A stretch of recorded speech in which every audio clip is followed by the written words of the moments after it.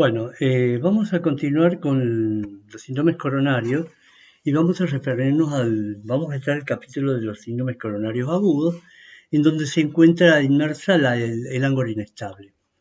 El ángulo inestable es una angina, a diferencia del anterior, que tiene una presentación diferente al estable. Cuando hablamos de ángulo inestable, hablamos de un cambio de la intensidad del dolor, siempre hacia más el dolor.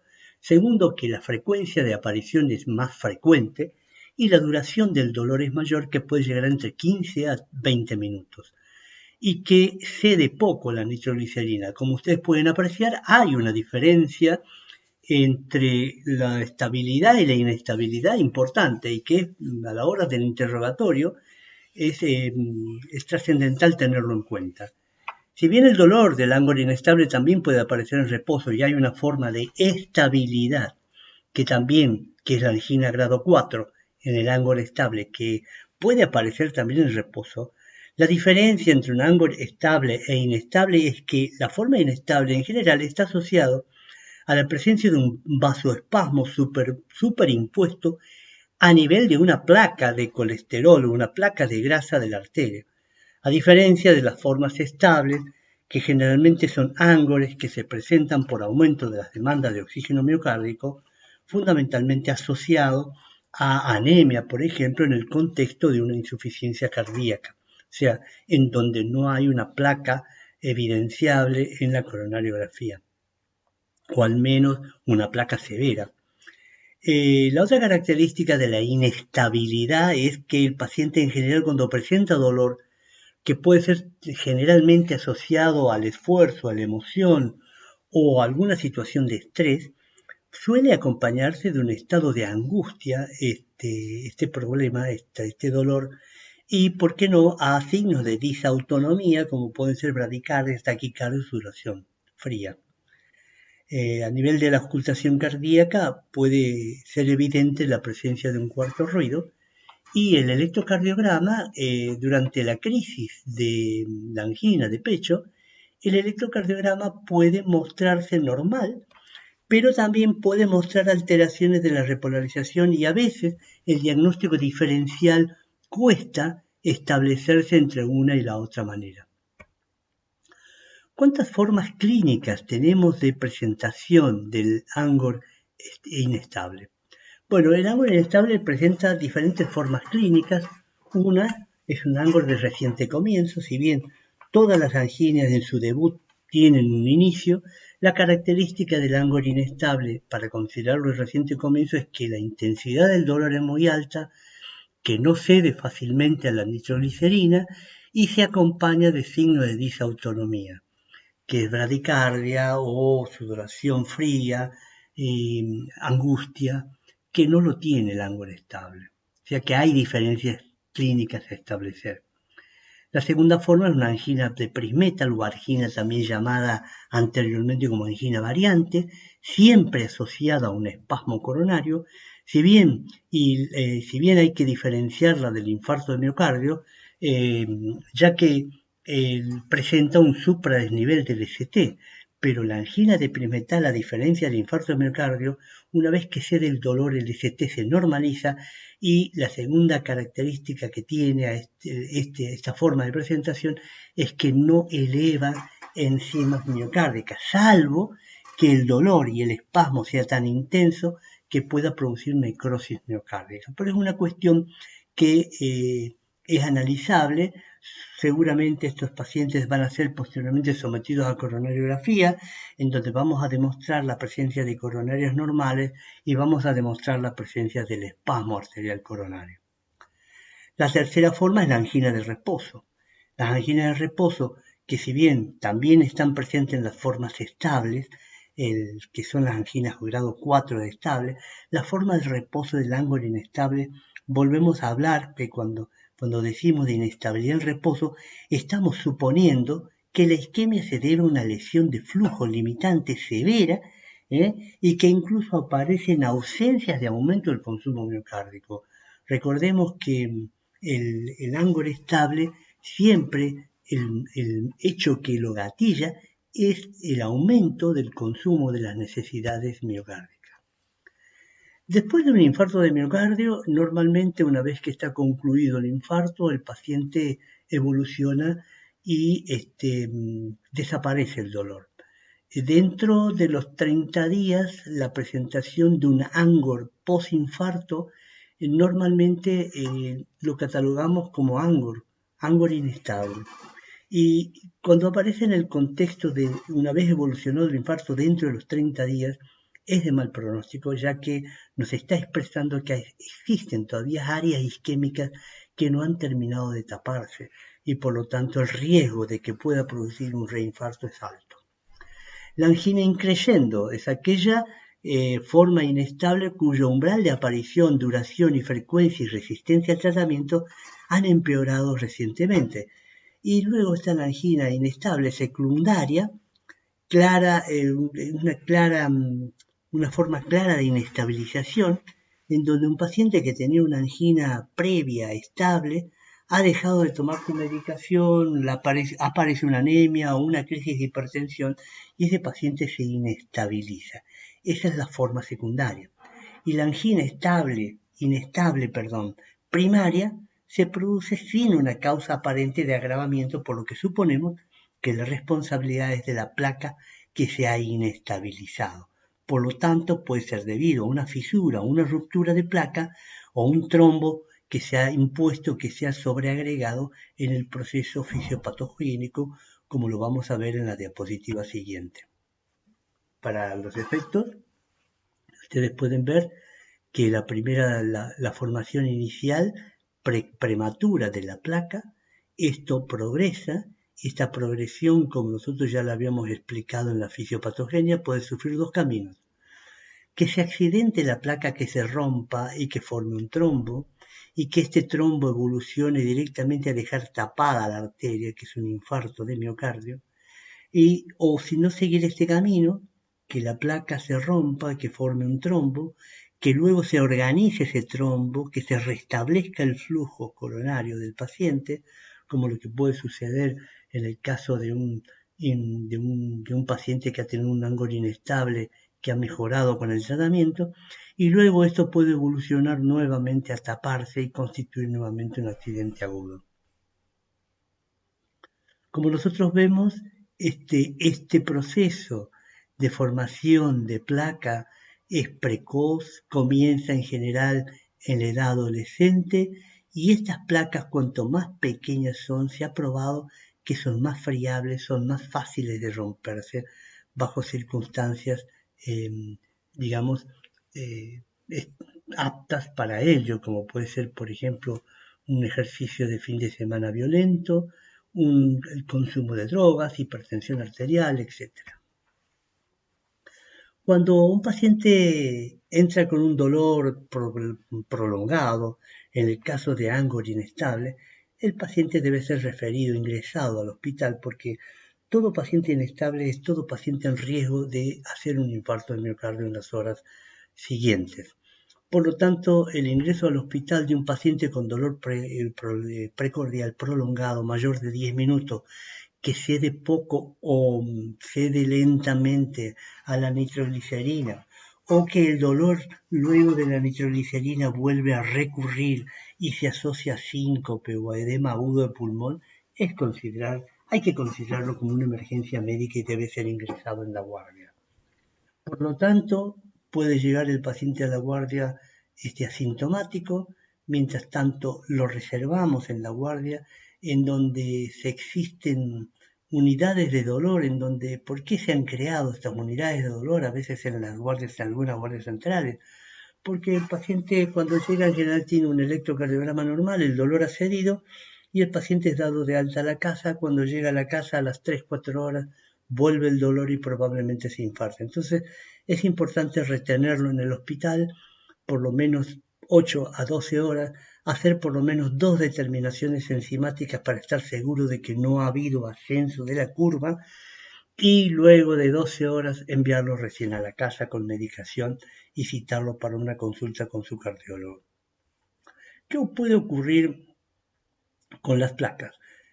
Ambrose es un hemodinamista que caracterizó las estenosis y habló de diferentes tipos de estenosis. Esto es una estenosis concéntrica, o sea, es una placa que obstruye la luz de manera, digamos, equivalente tanto de un lado como de otro.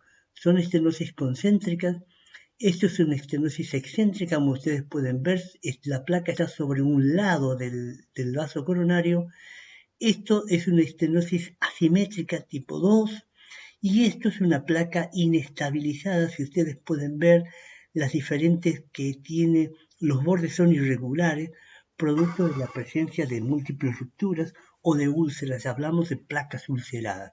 Esta placa inestable es típica del ángulo inestable, es típica y es de riesgo para la evolución hacia un infarto de miocardio. ¿Cómo diagnosticamos nosotros a un paciente con ángulo inestable?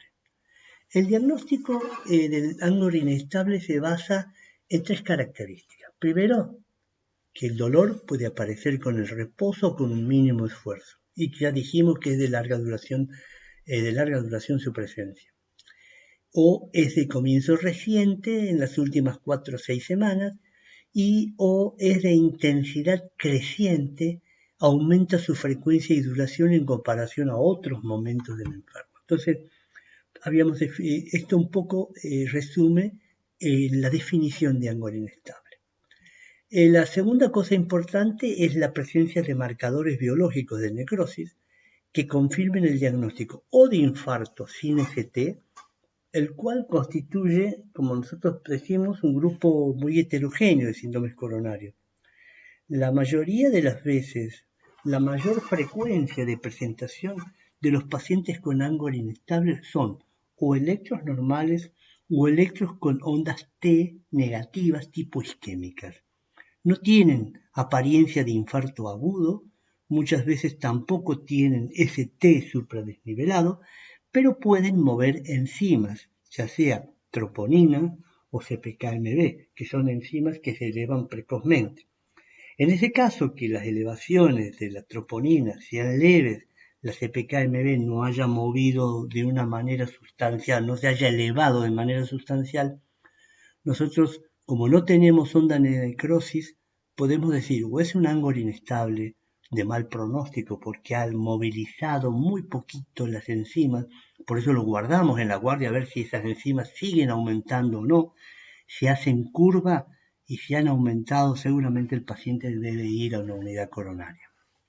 Lo que hacen en la unidad coronaria lo internan al enfermo, le hacen la historia clínica y ocurre que después no le hacen más electro. Al otro día, cuando llegan a la revista de sala, le hacen el electro y, oh sorpresa, el paciente tiene onda Q y supradesnivel del ST en baja, lo que quiere decir que durante la noche el médico no repitió el electrocardiograma, el paciente comenzó a taparse despacito, continuó tapándose su coronaria, amplió la isquemia, no aumentó el dolor y ese es el problema por el cual uno los pasa a la unidad coronaria. ¿Para qué? Para que tengan vigilancia en las primeras horas, haciendo electrocardiogramas cada hora o cada 2 horas, a los efectos de descartar la posibilidad de que el paciente esté evolucionando un infarto agudo y perder horas o minutos trascendentales para imponer un tratamiento de trombolisis o de fibrinolisis del coágulo y restablecer la circulación coronaria. Por lo tanto, esa es una cuestión a tener en cuenta para nosotros muy importante. El ángulo inestable, el 40% de los pacientes no tienen accidente vascular en la coronaria, pero sí un aumento transitorio de la demanda de oxígeno. Y esto está dado por los factores emocionales, por la hipertensión o por la anemia, que lo hemos comentado, o el hipertiroidismo. Por lo tanto, es una cuestión importante a tener en cuenta que hay 40% de pacientes que pueden ingresar a la unidad coronaria y que una vez manejada sobre todo su hipertensión, su anemia, restablecido el nivel de glóbulos rojos y el transporte de oxígeno al miocardio, estos pacientes mejoran sin necesidad de otro tipo de tratamiento fibrinolítico específico. La angina inestable que aumenta la CPK-MB o las troponinas son de mal pronóstico. De hecho, la isquemia o la duración de la isquemia y del dolor precordial ha tenido la suficiente duración como para producir daño, digamos, un daño aunque sea pequeño, pero daño al fin que justifica el aumento tanto de la CPK como de la troponina. Esto es lo que le da el riesgo de muerte o de reinfarto o de infarto si es que es una angina solamente angina inestable. Y son, casualmente, es la CPK-MB y las troponinas lo que establecen el diagnóstico diferencial entre un ANGOR y un infarto agudo de miocardio. Si es un ANGOR, las enzimas, la CPK y la troponina, que apenas se han movido, en el curso de las horas no hacen una curva ascendente, cosa que sí ocurre en el infarto agudo de miocardio. Una vez que se produce la necrosis, las enzimas comienzan a subir inmediatamente a las 2 horas, 3 horas, y alcanzan su pico hacia el cuarto día, que eso es lo que nosotros tratamos de ver como establecer la curva de enzimática para poder tener el diagnóstico correcto.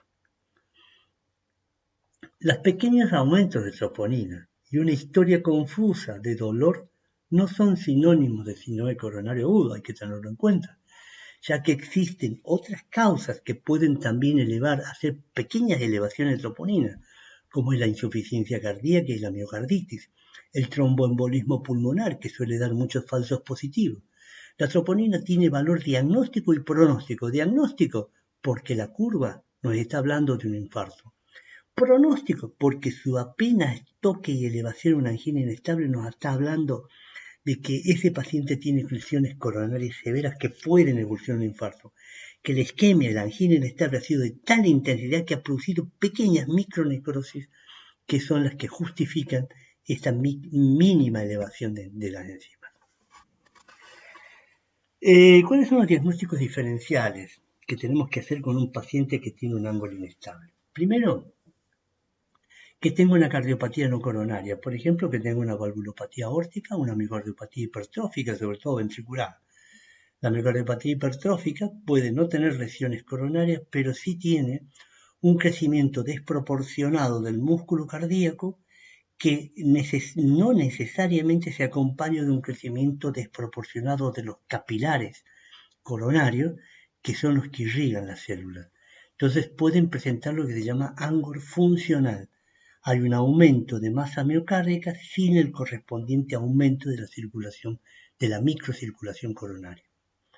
Otras causas, como ya volvemos a repetir, es la angina microvascular, que también es frecuente, también llamado síndrome X, que se produce en mujeres, o la anemia como generador de angina en pacientes con coronarias normales o cuasi normales. Otras enfermedades cardiovasculares a diferenciar como con dolor precordial es la disección aórtica, el prolapso de la válvula mitral, la embolia de pulmón, el neumotórax, sobre todo el neumotórax izquierdo en personas jóvenes, la pleuritis o los tumores intratorácicos. Hay también causas gastrointestinales que pueden generar dolor precordial o dolor epigástrico en algunas veces, porque como dolor atípico, muchos pacientes pueden presentar dolor epigástrico o pueden presentar dolor epigástrico con el hecho de comer. Muchos pacientes son coronarias, con lesiones coronarias severas en la coronaria derecha, que el dolor lo refieren en el epigastrio. El espasmo esofágico, que también lo podemos ver en personas mayores, el espasmo esofágico en general cede también a la nitroglicerina y esa es la diferencia, digamos, es la similitud que tiene con el síndrome coronario. La colelitiasis, o si no también los trastornos neuromusculoesqueléticos como las osteocondritis, que sobre todo en mujeres o pacientes con procesos inflamatorios articulares, las neuralgias, las neurosis o los trastornos psicosomáticos. ¿Qué conducta debemos asumir cuando sospechamos una angina inestable aguda? O también podemos decir que no sabemos si el paciente tiene un infarto agudo de miocardio tipo T sin elevación del ST. Primero lo que hacemos es una evaluación inicial donde vamos a recabar todos los datos en relación al dolor, intensidad, frecuencia, cambio de presentación en los últimos 2 meses y otros antecedentes acompañantes como es la diabetes, la hiperlipemia, la hipertensión, que son factores de riesgo. Y también a la vez detectar otros factores como puede ser la presencia de insuficiencia cardíaca previa de miocardiopatía dilatada o la presencia incluso de anemia, de hipertiroidismo o de tumores que pueden justificar o de neumotórax previos que pueden justificar el dolor precordial que el paciente refiere. Iniciamos un tratamiento médico intensivo o un tratamiento médico no intensivo, eso lo vamos a ver en el curso de nuestra evaluación. Podemos hacer estudios no invasivos, estudios invasivos, revascularización o alta al seguimiento. El tratamiento médico intensivo consiste en que, bueno, lo vamos a retener al paciente en guardia central, vamos a solicitarle el laboratorio, y vamos a administrarle, lo que primero que vamos a hacer es calmar el dolor. Si no calma con nitroglicerina, usaremos otro tipo de tratamiento que me voy a referir en la diapositiva siguiente. Y un tratamiento médico no intensivo que podemos hacer, o estudios invasivos, directamente llevarlo a coronariografía, o estudios no invasivos, la ecografía, es revascularización miocárdica de urgencia o alta al seguimiento. Vamos a ver cuál de las conductas vamos a asumir. La primera evaluación, hay 4 pilares que son fundamentales: el interrogatorio y el análisis del electrocardiograma en la sala, con dolor y después de aliviado el dolor, para poder observar los cambios una vez que aliviamos el dolor del paciente, ya sea administrando nitroglicerina, opiáceos y evidentemente aspirina, que generalmente le damos una aspirina para que mastique el enfermo porque su absorción es muy rápida a nivel del sublingual. Vamos a investigar si hay marcadores de necrosis miocárdica, o sea, biomarcadores, CPKMB, troponinas, y evidentemente la prueba de esfuerzo está contraindicada en una angina inestable y solamente la haremos una vez estabilizado el enfermo. ¿Qué objetivos tiene el tratamiento de un paciente con angina inestable o un infarto de miocardio agudo sin ST? Primero, sabemos que digamos, lo común que tienen tanto el infarto sin ST y la angina inestable es que tienen isquemia. Por lo tanto, lo primero que tenemos que hacer es controlar la isquemia. Tenemos que evitar que se complique el enfermo con edema agudo del pulmón, con falla de bomba, evitar la muerte súbita, tomando las medidas correspondientes. Y una estrategia enérgica temprana son dos: o se lo opera de urgencia. En general antes lo llevaban a cirugía, ahora lo que hacemos es dilatación coronaria de urgencia. Generalmente estos enfermos los llevamos a la sala de hemodinamia y en el caso de que tengan angina de reposo a esfuerzos mínimos, que nos hace sospechar de un gran compromiso del flujo coronario con placas bastante severas o accidentadas, un aumento del nivel de troponino, una nueva depresión del ST, una angina recurrente con síntomas de insuficiencia cardíaca o insuficiencia mitral porque deje isquémico el pilar de la mitral, estertores, que tenga el paciente signo de insuficiencia cardíaca, que tenga ya previamente una prueba ergométrica positiva y que el paciente se ha dejado estar, y como nosotros decimos, que tenga insuficiencia cardíaca porque tiene una fracción de eyección previa a este evento baja de 0,40, que se presente hipotenso, que tenga taquicardia ventricular, entonces que tenga un índice, lógicamente, dentro de los 6 meses, diagnósticos previos o cirugías previas realizadas de bypass aortocoronario, que sabemos que pueden obedecer sobre todo a una reperfusión no completada. ¿Cuál es la máxima prioridad que tenemos nosotros una vez que hacemos esta evaluación rápida del enfermo con el electrocardiograma? Lo trasladamos al paciente a la unidad de cuidados intensivos o unidad de cuidados especiales, lo dejamos en reposo, le ponemos una vía, le ponemos oxigenoterapia, le damos oxígeno con una bigotera a los efectos de aumentar un poquito la saturación de oxígeno. Lo colocamos bajo un monitoreo de electrocardiograma continuo. Hay que tener un desfibrilador cercano porque nosotros sabemos que los accidentes coronarios agudos, la mortalidad extrahospitalaria sigue siendo alta y esa mortalidad alta extrahospitalaria está dada por la presencia de arritmias en la fase aguda de la isquemia o en la fase aguda del inicio del infarto agudo, y la inestabilidad miocárdica que se produce por las arritmias está fundamentalmente producida por dos procesos: o la taquicardia ventricular rápida o una fibrilación ventricular. Por eso es necesario tener un desfibrilador a mano.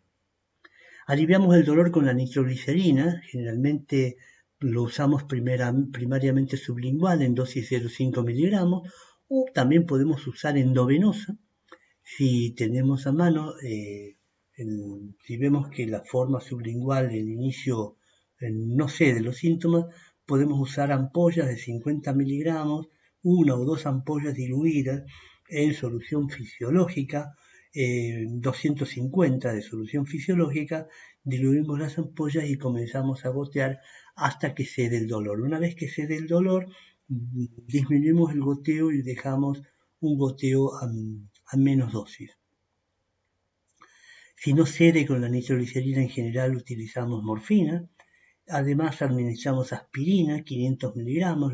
En general nosotros no lo hacemos tragar, que lo mastiquen a la aspirina, si bien es bastante feo el gusto, y luego, una vez que lo retuvo en la boca, le damos recién agua para que termine de tragar el resto. Si vemos que refiere alergia a la aspirina o no la puede recibir, bueno, estamos en la posibilidad de utilizar otros tipos de antiagregantes, como puede ser el clopidogrel en dosis de carga, o incluso si es decidido por todos, sobre todo consulta con el cardiólogo, podemos directamente anticoagular en el enfermo. Identificamos el tratamiento, en lo posible también los factores precipitantes. Tenemos que tratar la hipertensión si el paciente está hipertenso, la hipotensión si está hipotenso, las taquiarritmias, la hipoxia, que para eso le damos oxígeno. Si está muy anémico, le indicaremos transfusión de sangre. En fin, trataremos todo lo concerniente a toda la patología acompañante. Luego, bueno, lo ingresamos a la unidad coronaria, y una vez que lo ingresamos en la unidad coronaria, vuelvo a repetir, al ingreso a las 6 horas hacemos electro, normalmente al ingreso, y luego hacemos a las 2 y luego a las 6 horas, y luego uno cada 12 o cada 24 horas según la clínica del enfermo. Pero hay que estar atento con estos pacientes porque pueden ingresar con Angor inestable a la unidad coronaria y al otro día están con el infarto pese a haber estado en la unidad coronaria. Los marcadores séricos que le pedimos son la CPK, CPK-MB, LDH, troponina. La CPK-MB la pedimos cada 8 horas, las primeras 24, y luego diariamente para observar la curva. Pedimos el tiempo parcial de kaolin, de tromboplastina con kaolin, que es el KPTT, para monitorear la heparinoterapia que dijimos que podíamos utilizar, y en general utilizamos en estos pacientes. Le pedimos un control de citológico, glucemia, creatinina al ingreso, y lógicamente nuestro tratamiento en definitiva, lo que usamos en el Angor inestable o en el infarto agudo de miocardio tipo T, hasta que tengamos, digamos, una certeza de bajo cuál cuadro nos encontramos, usamos nitroglicerina, beta bloqueantes, anticoagulantes, bloqueantes cálcicos, aspirina, clopidogrel. Otros antiagregantes también se pueden utilizar. Entonces, esto es la disponibilidad que tenemos en la farmacopea para utilizar en el Angor inestable. La nitroglicerina, como verán, la dosis de 25-50 miligramos, 1 o 2 ampollas, que ya lo dijimos. Tenemos que observar las contraindicaciones que se establecen para la nitroglicerina, sobre todo pacientes muy hipotensos, pacientes con estenosis aórtica severa o miocardiopatía hipertrófica obstructiva, en donde la administración de la nitroglicerina no puede hacer más que agravar la estenosis aórtica, digamos, agravar incluso la miocardiopatía hipertrófica con más obstrucción. Tenemos que tener en cuenta el uso del sildenafilo dentro de las 24 horas previas. Muchos pacientes hacen Angor inestable por el uso del sildenafilo, inclusive hay muchos que hacen muerte súbita. Entonces, tener en cuenta todas estas posibilidades. Los bloqueantes beta, bueno, lo que más usamos nosotros es el atenolol, podemos usar primero de testeo dosis de 50 miligramos, los cuales vamos a ir subiendo progresivamente hasta llegar a un máximo de 200 de ser necesario, también observando las contraindicaciones que pueden tener el uso de los beta bloqueantes. Bueno, esto es en cuanto a lo que corresponde a angina inestable. Vamos a entrar al siguiente cuadro dentro de los síndromes coronarios agudos, que es el infarto agudo de miocardio. Si el paciente, muchos pacientes no hacen Angor inestable como una condición previa a hacer un infarto. Muchos pacientes debutan con el infarto agudo de miocardio. El infarto agudo de miocardio puede ser confundido con un infarto tipo T, puede ser confundido con un Angor inestable, o puede ser un infarto de miocardio típico con supradesnivel del ST, onda Q, gran onda de lesión. Lo más importante es que en el infarto las características del dolor es un dolor retrosternal transfixiante. Realmente el paciente lo refiere como un equivalente de dolor cuando uno le pide la escala es 9-10 o 10-10. No tiene respuesta a la nitroglicerina o es muy escasa y lógicamente hay que investigar las circunstancias de aparición del dolor. Casi siempre está relacionado al dolor o a una situación estresante o a veces es súbito el inicio, pero lo más característico es que sea a veces posterior al dolor, posterior al esfuerzo, a veces 2 a 3 horas posterior a haber realizado el esfuerzo. Existen diagnósticos diferenciales también que debemos establecer ante un dolor precordial, que es la pericarditis, el neumotórax, el TEPA, el espasmo, el reflujo, el síndrome gastroduodenal, el aneurisma disecante de la aorta. La pericarditis, lo que tiene a diferencia del infarto de miocardio, es que la pericarditis produce un cambio, digamos, dentro de los trastornos de la repolarización del electrocardiograma es difuso. En cambio, en el infarto es bien establecido. O toma una cara anterior, o anterolateral, o diafragmático, o lateral, o dorsal. En cambio, la pericarditis, en general, las alteraciones del pericardio son difusas y por lo tanto todas las derivaciones están comprometidas. El neumotórax cursa con un electrocardiograma normal, el TEPA cursa con un electrocardiograma sin signos de isquemia, lo que cursa frecuentemente el electrocardiograma es con un cambio de eje o con lo que se llama un signo que no siempre se presenta, que es la presencia de S en D1 y T negativa en D3 y eje derecho. No siempre presente. Lo más típico del TEPA es el dolor en puntada de costado.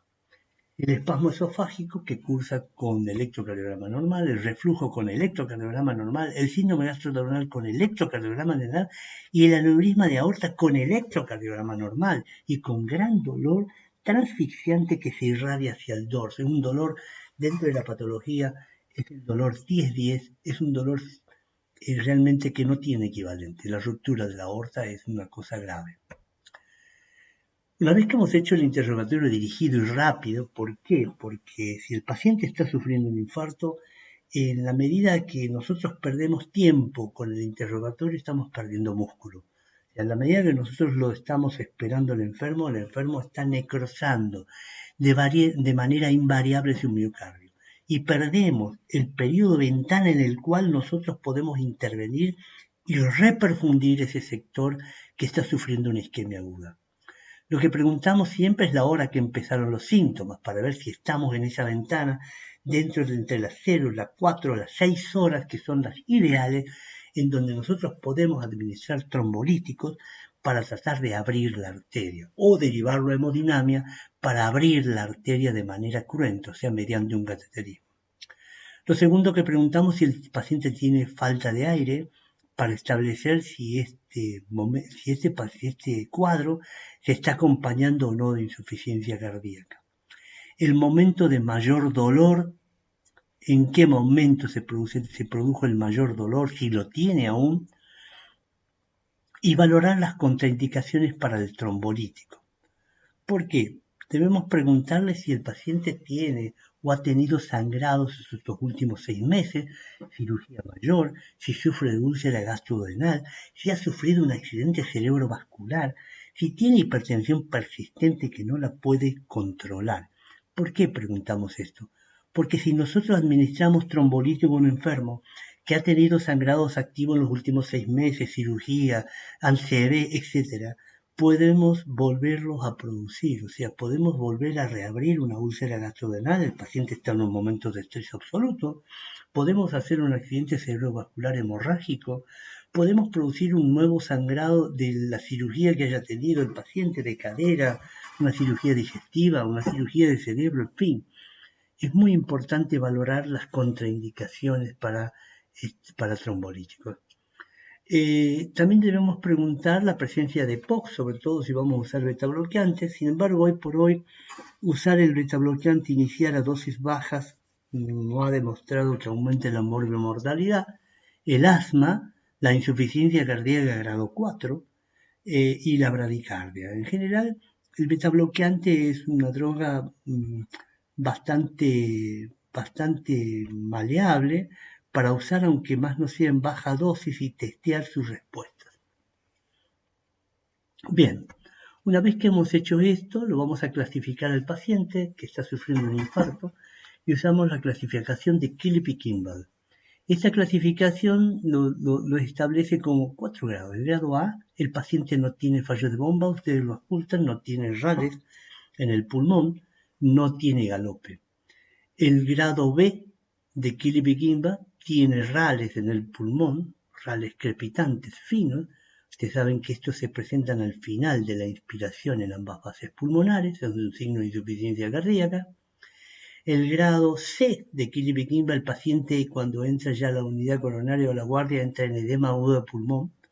Y el grado D, el peor, cuando el paciente entra en shock cardiogénico, sin tensión detectable, con taquicardia ventricular o ritmo sinusal, pero con hipotensión severa, ese paciente en shock cardiogénico es de pésimo pronóstico.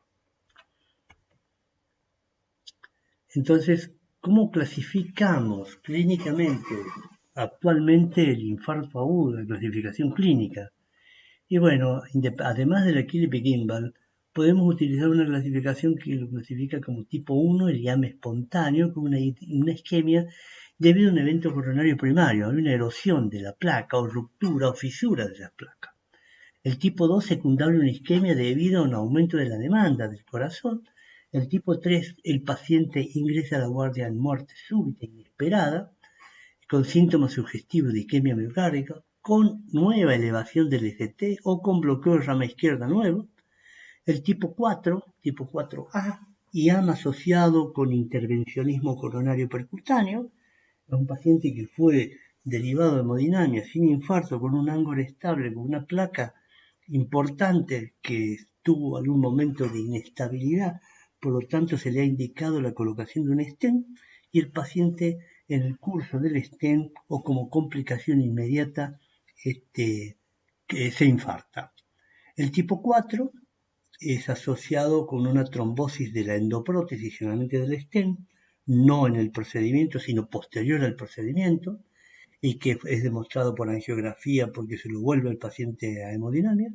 Y el tipo 5, que es el asociado a una cirugía de revascularización ortocoronaria que se complica con un infarto agudo miocárdico. No necesariamente todas las cirugías que se realizan de puentes coronarias son bien hechas. Es frecuente observar que el cirujano siempre su cirugía es perfecta. Tengamos en cuenta que la cirugía de revascularización puede no revascularizar todo lo que necesita el miocardio. Y por lo tanto, el paciente puede presentarse con un cuadro de Angor, que en realidad, una vez que se hace la pericardiotomía, muchas veces el dolor del paciente desaparece, pero la perfusión sigue siendo mala. Por lo tanto, es muy probable que el paciente no se queje de dolor, a menos que sea un infarto muy grande, no se queje de dolor porque tiene una pericardiotomía. Inclusive en los postoperatorios alejados, el paciente sigue su evolución, sigue con la insuficiencia cardíaca y sigue dilatando su corazón porque en realidad no ha sido bien reperfundido en la cirugía. Bueno, vamos a ver la interpretación de la sonda del electrocardiograma. Si bien ustedes no tienen conocimiento de la electrocardiografía, lo van a adquirir con el curso. El electrocardiograma está conformado por una onda P, la onda normal, que corresponde a la contracción auricular, el espacio PQ, que corresponde a la repolarización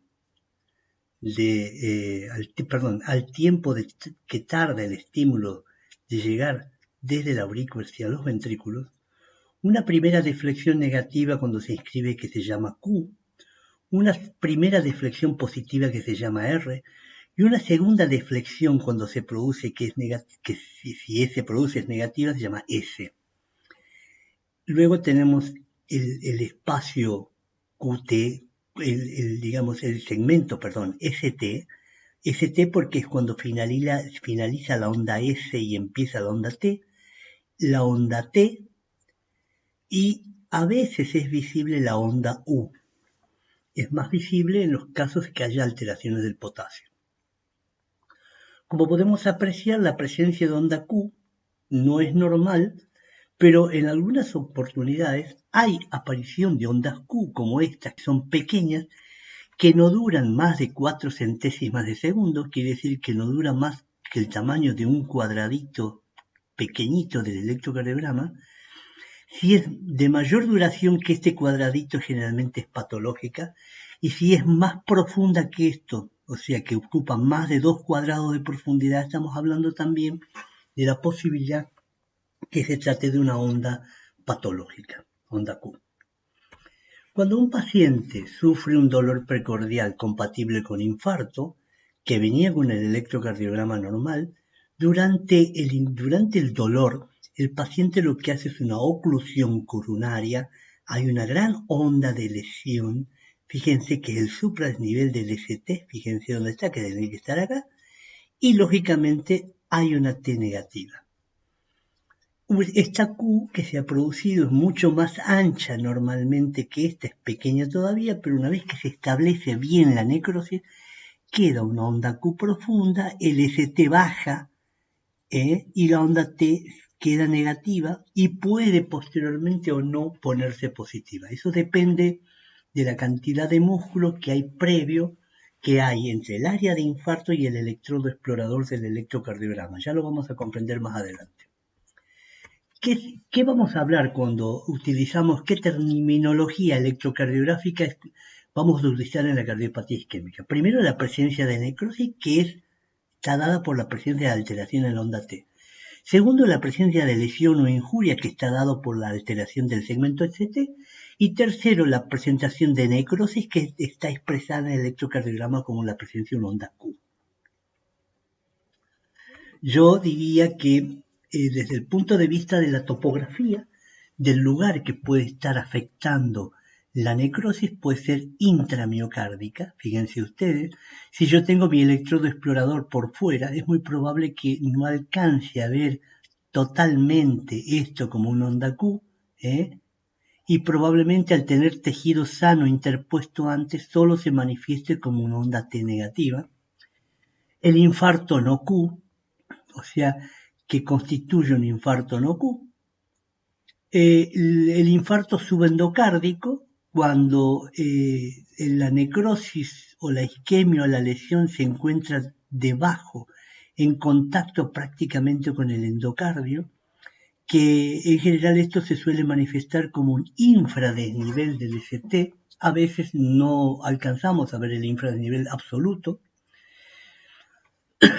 El infarto también puede ser un infarto que afecte la aurícula izquierda o la aurícula derecha, que sea un IAM de circunfleja, sobre todo los infartos auriculares o los IAM en la oclusión de la arteria circunfleja pueden no manifestarse electrocardiográficamente y solo se manifiestan por dolor y aumento de enzimas. Un dolor compatible que a veces es un ángulo inestable porque es prolongado, cede poco la nitroglicerina, Pero la diferencia de un ángulo inestable a un infarto de circunfleja que no tiene traducción electrocardiográfica lo vamos a ver en qué. En que los marcadores de necrosis van a subir, van a hacer una elevación progresiva, o sea, van a hacer la curva típica de infarto. Pueden también producirse isquemias subepicárdicos o infartos subepicárdicos superficiales o infartos transmurales. Pero, volviendo a qué otro tipo de infartos podemos ver, los infartos de ventrículo derecho pueden en el registro de las 12 derivaciones del electrocardiograma no verse tampoco, al igual que el de circunfleja. Por lo tanto, es necesario hacer precordiales derechas. Entonces, en vez de poner los electrodos en el tórax hacia la izquierda, ponemos electrodos hacia la derecha. Esto es el fenómeno del infarto de ventrículo derecho es efímero. Puede durar horas los signos, 2, 3, 4 horas. A las 4 horas desaparece y luego las derivaciones del ventrículo derecho pueden no mostrar absolutamente nada. Y por último, la producción del infarto transmural que toma todo el músculo cardíaco desde el endocardio hasta el epicardio.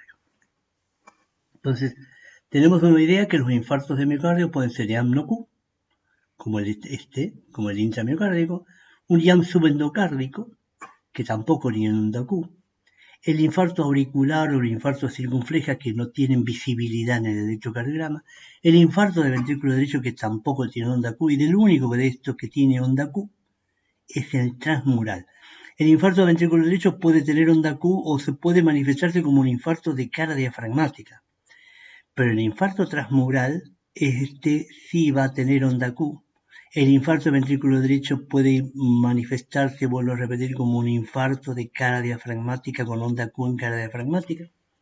Entonces, lo importante es que tengan claro que la topografía del infarto, la mayor es de acá, el infarto intramiocárdico, el infarto no Q, el subendocárdico, el auricular y el circunflejo, pueden no tener onda Q.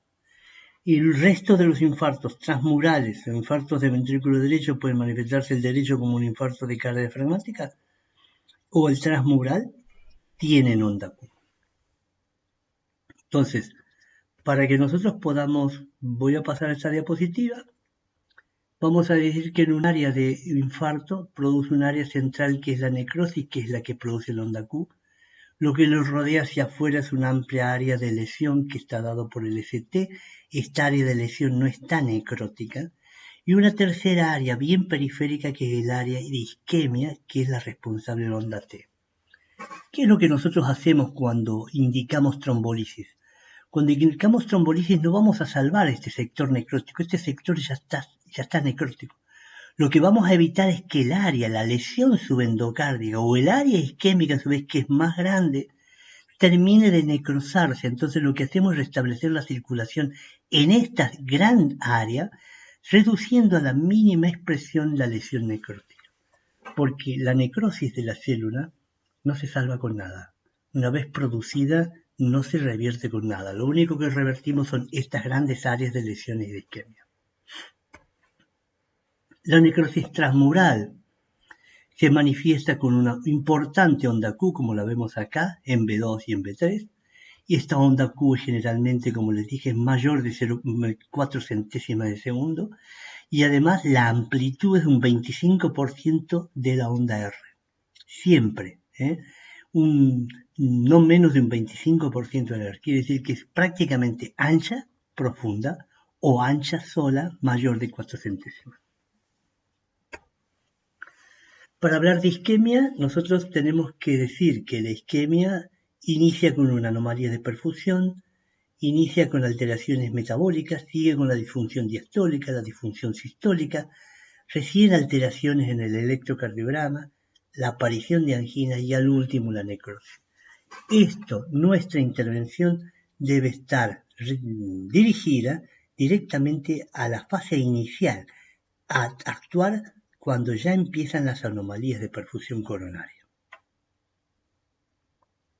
Estos son los vectores de isquemia, que como ustedes pueden ver una isquemia en este caso subepicárdica, el electrodo del electrocardiograma, es lo que está registrando la corriente eléctrica. El corazón es un órgano que genera corriente eléctrica. Todo nuestro cuerpo genera corriente eléctrica.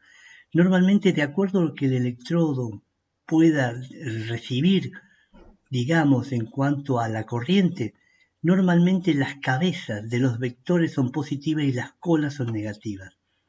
Según y acorde como esté ubicado el electrodo explorador es lo que va a recibir y va a imprimir.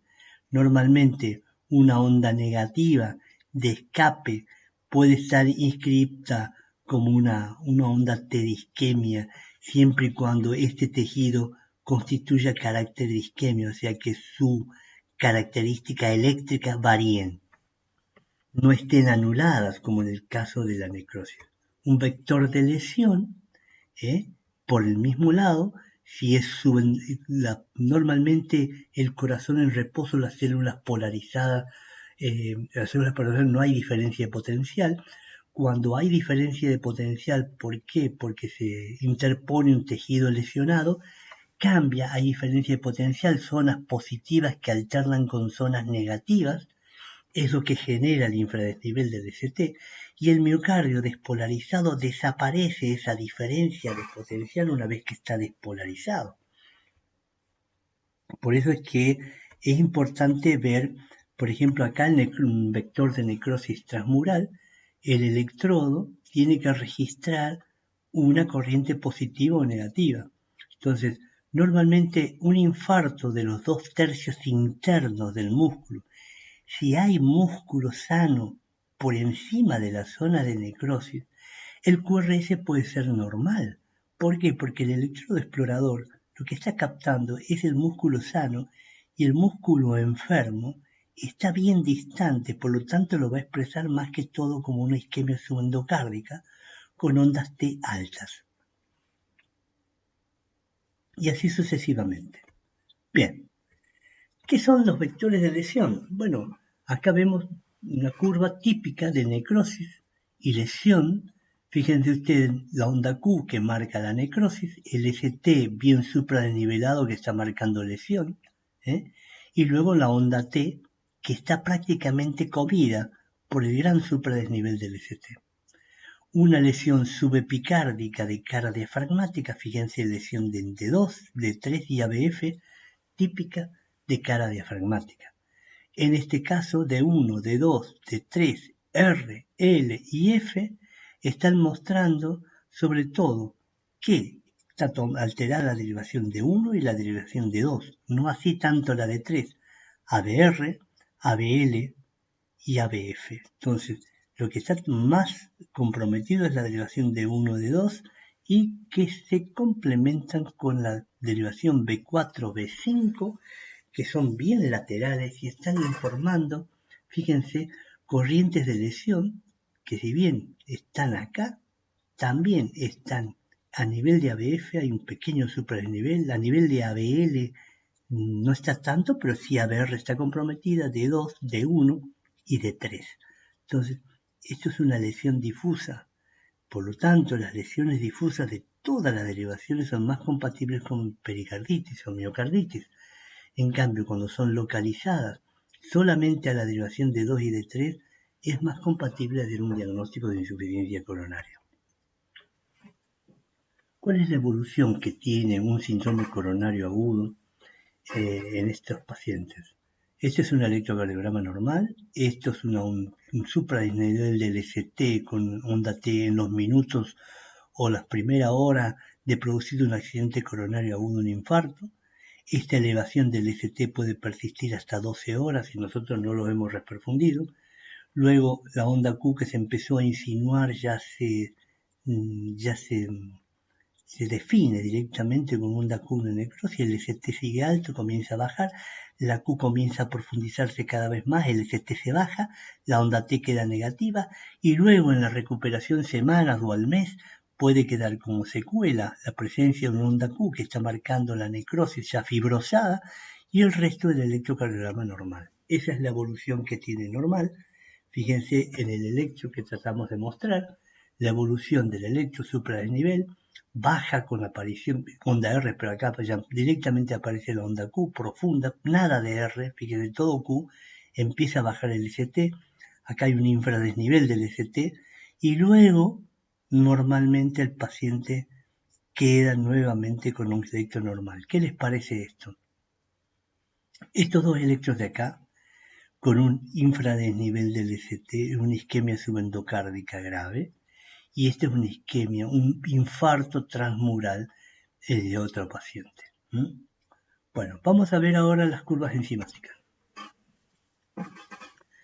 De producir el dolor, ya sea con un ángulo inestable, un dolor prolongado o de un infarto agudo de miocardio, las enzimas comienzan a elevarse entre las 3, más o menos entre las 3 horas.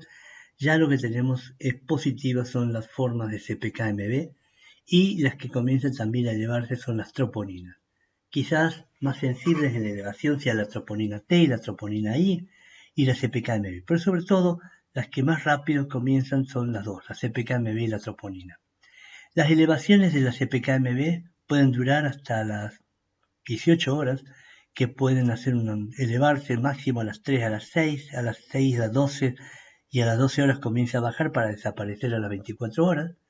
Fíjense ustedes, la mioglobina es la que primero se eleva, pero la mioglobina no es una enzima que esté disponible en los laboratorios, por lo tanto no la usamos. Lo que más usamos es la determinación de CPKMB, que la he definido, y de las troponinas que comienzan. Las troponinas se elevan rápidamente, alcanzan su pico máximo a las 18, que es cuando empieza a desaparecer la CPK, y comienzan a descender en los días hasta el tercer o cuarto día, y después de los síntomas inclusive ya comienza a descender para desaparecer. Entonces, ¿qué enzimas pedimos? Y en la fase aguda pedimos dos fundamentalmente. Las CPKMB y las troponinas que van a estar elevadas. La CPKMB que dura hasta 18 horas, un día, elevadas. Y luego las troponinas que duran hasta 5 días. Podemos pedir el LDH, pero el LDH es una enzima que, por al revés de estas dos precoces, la LDH comienza a elevarse recién al cuarto día y se eleva hasta más o menos el octavo día en que desaparece, la LDH. Hay otros hallazgos hematológicos que tenemos en cuenta, que durante el curso del infarto agudo, las horas del infarto agudo, se elevan los leucocitos, puede producirse leucocitosis y que van a volver a la normalidad en la semana. En realidad, que los leucocitos, el pico máximo que ellos pueden observar es hasta 12, 15.000, pero pueden llegar a grandes elevaciones, hasta 20.000, sobre todo en pacientes que presentan infartos extensos, compatibles a veces con shock cardiogénico. Cuando hablamos de shock cardiogénico, bueno, cuando se ha comprometido más del 40% de la masa del ventrículo y el paciente es tan hipotenso que normalmente debe ser puesto para soportarlo en balón de contrapulsación o en una bomba corazón-pulmón para soportar el miocardio y ver si hay alguna alternativa para darle al paciente. Los signos clínicos, bueno, signos clínicos cuando hablamos de el tratamiento del DIAM. ¿Qué vamos a hacer con el DIAM? Lo primero que tenemos que hacer es siempre calmar el dolor, dejarlo al dolor persistente. Un dolor tan severo puede llegar a chocarlo, el mismo dolor al enfermo. Tenemos que tratar de evitar las inyecciones intramusculares, le damos oxígeno, le colocamos una vía. No inyecciones intramusculares porque en algún momento podemos decidir hacerle un tratamiento con trombolíticos y sabemos que las inyecciones intramusculares están contraindicadas. Usamos los nitritos, la nitroglicerina, cuidando de que no se hipotense demasiado el enfermo, pero tratando de calmar el dolor y restablecer la perfusión coronaria. Asimismo le damos aspirina para evitar el proceso de agregación o clopidogrel. La aspirina que la podemos dar en 325 miligramos, una dosis de carga. A veces la aspirina común tiene 500 miligramos, no importa. En el apuro, en la urgencia, podemos utilizar 500 miligramos. O si es alérgico a la aspirina, le damos clopidogrel, que viene en comprimido de 75 miligramos. Le hacemos una carga de 300 miligramos en pacientes menores de 75 años o 75 miligramos en los pacientes gerontes. El beta bloqueante lo administramos lo más temprano posible, siempre y cuando no esté contraindicado porque sea muy hipotenso o porque tenga severos trastornos de la conducción o porque tenga una clase de Kipling-Kimball tipo 3-4 avanzado, que tenga un bloqueo AB o lógicamente que el beta bloqueante mayoritariamente en la mayoría de los casos podemos utilizarlo ¿Y por qué lo utilizamos? Porque disminuye el consumo de oxígeno y además provee una estabilización transmembranaria a nivel del miocardiocito que actúa estabilizando esta membrana y disminuyendo la mortalidad por taquicardia ventricular, fibrilación ventricular, sobre todo en las primeras horas de infarto agudo. Los inhibidores de la enzima de conversión, para actuar como vasodilatadores, están contraindicados en las primeras 24 horas del infarto porque han demostrado que producen un aumento de la morbimortalidad. Sin embargo, los vasodilatadores inhibidores de enzima de conversión o derivados pueden estar indicados recién después de las 24 o 48 horas de evolucionado el infarto. Bueno, lo más importante en un paciente con un infarto, además de esto, es restablecer el flujo coronario. Y tenemos dos formas de restablecerlo.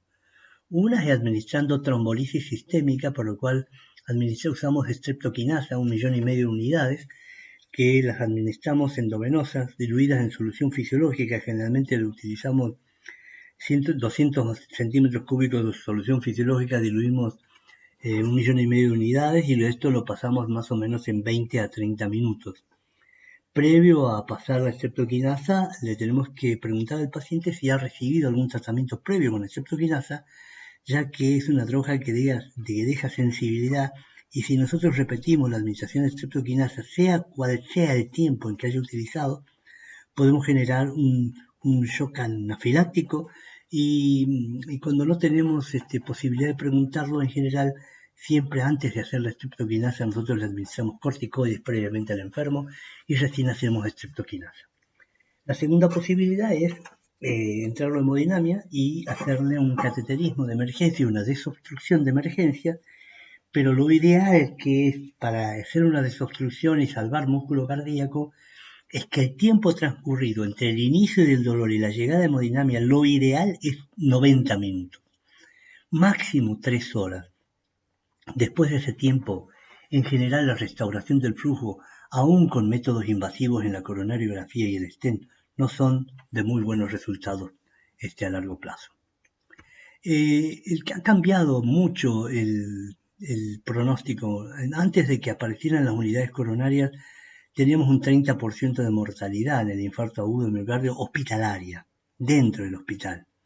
Este 30% se sigue manteniendo extrahospitalario, porque los pacientes con infarto agudo se siguen muriendo en el domicilio o en la calle porque no han podido llegar a la unidad coronaria. Pero en el hospital, antes de que estas unidades coronarias estuvieran digamos, en funcionamiento, se nos morían también el 30% dentro del hospital. Más el 30% que se moría en domicilio, el infarto miocardio tiene una altísima mortalidad. Con la creación de las unidades coronarias, la mortalidad hospitalaria bajó a un 17%, con la aparición del beta bloqueo y la nitroglicerina bajó un 13%, y actualmente con la administración de trombolíticos y el intervencionismo en hemodinamia para desobstruir las coronarias, nosotros tenemos una mortalidad hospitalaria del infarto agudo de miocardio estimada en el 8%. O sea, ha mejorado bastante. Las troponinas, la presencia de troponinas elevadas, si bien sabemos que pueden elevar en muchas otras causas, como es la insuficiencia cardíaca, el tromboembolismo pulmonar, y no necesariamente son típicas del infarto de miocardio, la aparición de una troponina positiva en el curso de un infarto o de una angina inestable le reserva un pronóstico grave. O sea, es un marcador de mal pronóstico el nivel de elevación de troponina. O sea, mayor elevación de troponina, mayor mortalidad. En conclusión, el tratamiento específico de los síndromes coronarios agudos sin elevación del ST lo hemos visto en ángulo inestable. El reconocimiento inicial del síndrome coronario lo hemos visto agudo con elevación del ST, lo hemos visto en angina inestable. ¿Qué hacemos? Reperfusión, digamos, en el ángulo inestable la reperfusión con trombolíticos por vía sistémica está contraindicada. Lo que está indicado en el síndrome coronario agudo con elevación del ST o un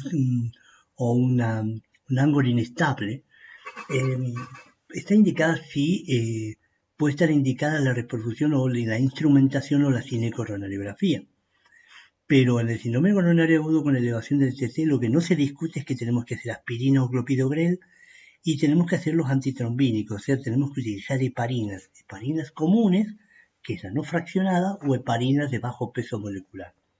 Existen otras sustancias utilizadas, como el Apsiximax o el Apsiximax, que es un inhibidor, digamos, de la agregación plaquetaria. Lo podemos utilizar siempre en el curso que un paciente presente una trombosis en el curso de una dilatación coronaria. Pero lo más importante es que quede claro es que tanto en el infarto como en el ángulo inestable, las dos indicaciones que son insoslayables es la antiagregación y la anticoagulación. Nosotros siempre nos causa problemas, y vuelvo a insistir sobre el mismo aspecto, el diagnóstico final del síndrome coronario agudo. O se trata de un infarto con aumento de ST, con un supradesnivel del ST, o se trata de un YAM sin ST, que cursa con enzimas elevadas, o se trata de un ángulo inestable. Estas tres situaciones son las tres situaciones que hay que tener en cuenta a la hora de diagnosticar y de tener claro ante qué tipo de paciente nos encontramos. Quiero decirles por último, para terminar, que el manejo hospitalario del paciente con un infarto de miocardio con elevación del ST dentro de la primera hora es hacer un intervencionismo, si es posible, entrarlo a cinecoronariografía y desobstrucción mecánica con un stent. Y si no podemos hacer esto, seguramente no lo podemos entrar porque no contamos con hemodinamia, estamos en el interior, podemos utilizar un tratamiento fibrinolítico con streptokinasa.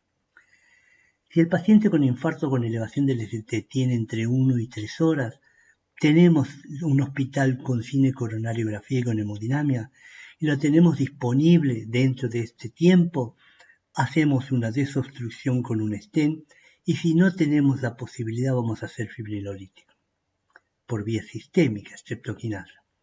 Si los síntomas que han comenzado están entre 13 y 12 horas y tenemos cinecoronariografía disponible, podemos hacer cinecoronariografía y evaluamos si podemos colocar un stent para dejar el área, si bien no vamos a recuperar área infartada, se ha demostrado que por ahí colocar un stent y dejar una arteria relacionada o responsable del infarto abierta no es lo mismo que quedara con la arteria responsable del infarto cerrada.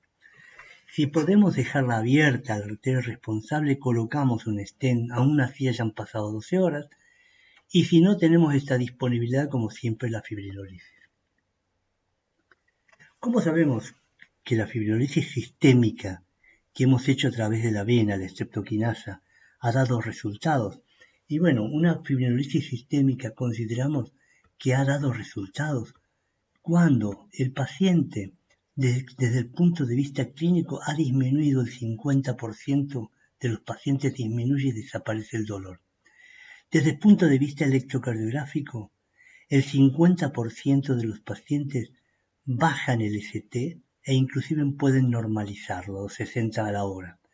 Y tercero, es que cuando hablamos de reperfusión y decimos el paciente ha abierto su coronaria, es porque tenemos el criterio enzimático, se produce lo que se llama washout, lavado.